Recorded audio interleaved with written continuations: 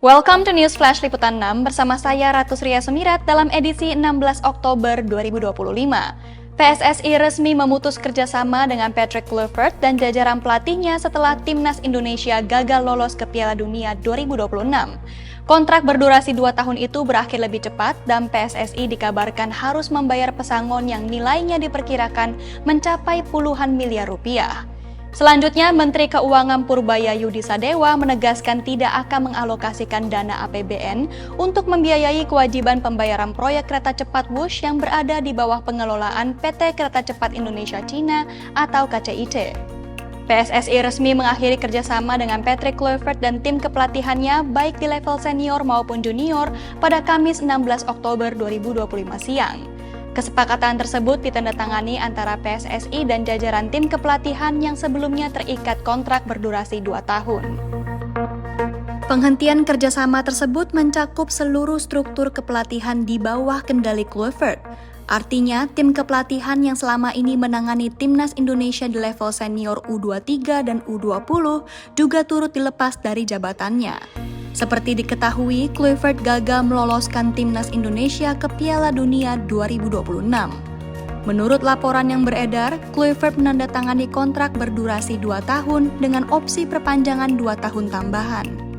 Dalam kesepakatan tersebut, ia menerima bayaran fantastis di kisaran 1,3 hingga 1,5 miliar rupiah per bulan atau setara 18 miliar rupiah per tahun. Meski PSSI belum mengumumkan angka resmi, estimasi dari sejumlah sumber memperkirakan total nilai kontrak 2 tahun Kluivert bisa mencapai 36 miliar rupiah. PSSI setidaknya harus menanggung biaya kompensasi sebesar 33,8 hingga 39 miliar rupiah.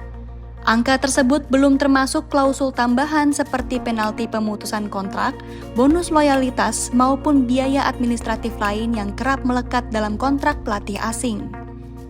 Jika seluruh hitungan itu benar, maka keputusan melepas Patrick Kluivert membuat PSSI harus menggelontorkan dana puluhan miliar rupiah hanya untuk menyelesaikan urusan kontraktual.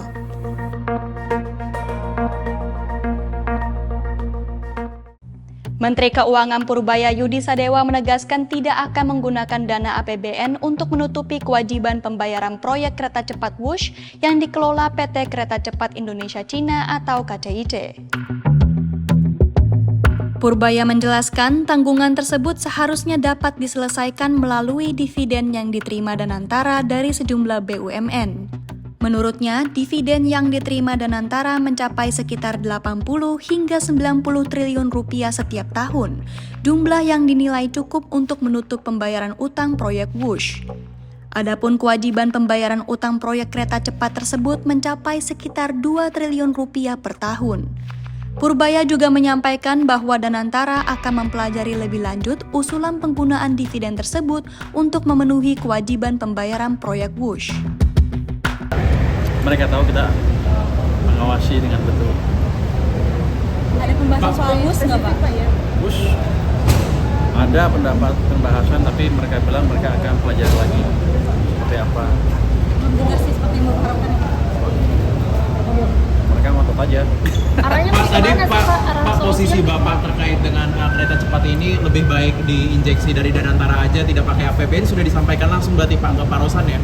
Sudah saya sampaikan kenapa, karena kan Danantara terima dividen dari BUMN kan hampir 90 triliun, 80 triliun, 90 triliun lah. Itu cukup untuk menutup yang 2 triliun bayaran tahunan untuk kereta api cepat.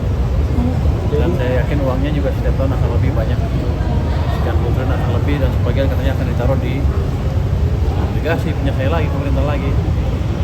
Saya tadi sempat kritik, kalau Anda taruh obligasi segitu banyak di pemerintah, keahlian Anda apa?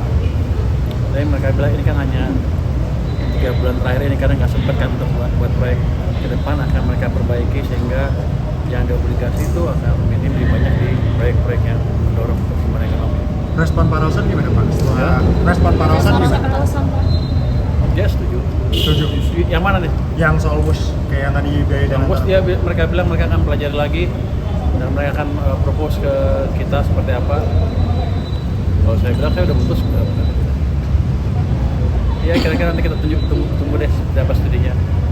Tapi yang jelas saya tanya ke beliau tadi, apakah di klausulnya ada yang bayar harus pemerintah? Kan yang penting kalau saya tahu CDB, saya pernah diskusi sama CDB juga dulu. Mereka yang penting struktur pembayarannya clear. Jadi harusnya nggak ada masalah kalau antara bayar juga. Tapi nanti kita lihat hasilnya seperti apa dan kita tunggu pemerintah dari presiden.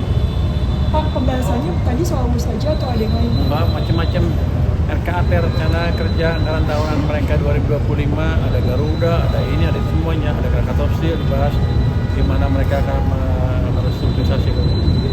Kalau yang WUS cuma tadi kan ada satu menteri yang nanya, itu kan ramai di berita gimana posisinya. Saya bilang masih ada studi, saya sih posisinya clear karena di perjanjian mereka dengan Indonesia dengan Cina nggak ada harus pemerintah yang bayar. Biasanya sih selama struktur pembayarannya clear maka nggak ada masalah. Tapi kan kita lihat hasil studinya seperti apa nanti. Pak, ada pergantian ketua dewas Pak dengan Pak Erick saat ini posisinya di Menpora. Coba? Ada pergantian ketua dewas dengan saat ini kan Pak Erick di Menpora ya Pak, bukan di BUMN lagi. Ketua dewas sih Ketua dewas masih Pak Erick. berarti tidak diganti Nggak lagi. ada.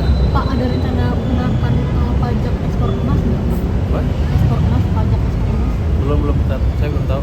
Saya cek lagi. Pak, Soal gini, Pak, sedikit Pak, Oke. soal Gampang ya, Bim, ya. Makasih ya, Pak. Gugatan MK tentang pajak.